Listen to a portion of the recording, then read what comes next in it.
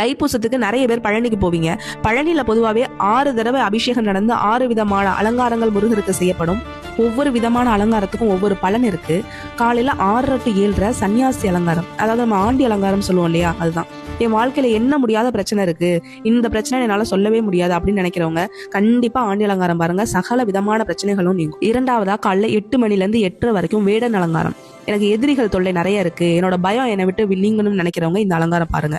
3வதா காலைல 9 மணில இருந்து 9:30 வரைக்கும் பாலசுப்ரமணியர் அலங்காரம். எனக்கு குழந்தை வர வேணும்னு நினைக்கிறவங்க கண்டிப்பா இந்த அலங்காரத்தை பாருங்க. அடுத்து பகல் 12 மணில இருந்து 12:45 வரைக்கும் வைதிகால் அலங்காரம். என்னோட நோய் நொடிகள் தீரணும், என்னோட மனக்குழப்பங்கள் நீங்கணும்னு நினைக்கிறவங்க கண்டிப்பா இந்த அலங்காரம் பாருங்க. அடுத்தபடியா மாலை 5:30 இருந்து 6:15 வரைக்கும் ராஜ அலங்காரம். என்னோட தொழில எனக்கு வளர்ச்சி வேணும், எனக்கு என் வாழ்க்கையில முன்னேற்றம் வேணும், நான் வீடு கட்டணும், புது வீடு குடி போகணும் அப்படின்னு அந்த எண்ணங்கள் உள்ளவங்க கண்டிப்பா ராஜ அலங்காரம் பாருங்க. அடுத்து புஷ்ப அலங்காரம். இரவு 8:30 இருந்து 9 மணி வரைக்கும் இருக்கும். என் வாழ்க்கையில எனக்கு மகிழ்ச்சிங்கிறதே கிடையாதுன்னு நினைக்கிறவங்க கண்டிப்பா இந்த புஷ்ப அலங்காரத்தை பாருங்க, உங்க வாழ்க்கையில மாற்றம் நடக்கும். அதுக்கப்புறம் நைட் ஃபுல்லாவே இரவு கால சந்தன அலங்காரத்துலதான் முருகர் ஒரு வயசான தோற்றத்துல காட்சி தருவாராம். இதை நம்ம பொதுமக்கள் பார்க்கலாமா என்னங்கிறது எனக்கு தெரியல, தெரிஞ்சவங்க கமெண்ட் பண்ணுங்க.